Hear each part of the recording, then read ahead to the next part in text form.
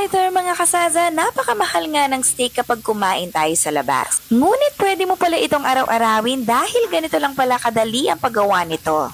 Una nga ay ipapat dry lang natin ang ating karne. Gumamit po ako dito ng pork collar. Available po ito sa store sa freeze option. Seasoned lang natin ito sa salt and pepper both sides. Taste and adjust lang po sa lasa nito. Ako kasi prefer ko yung maraming paminta.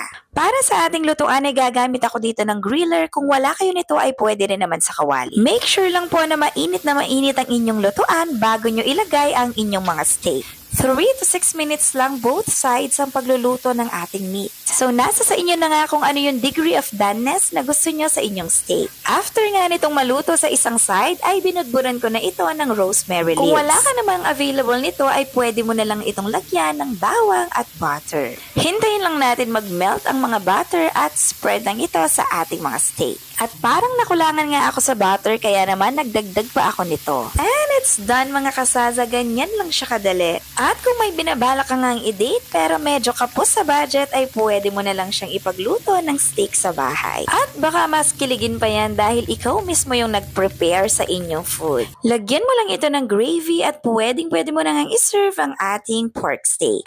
And that's all for today mga kasaza. Please like, share, and follow for more.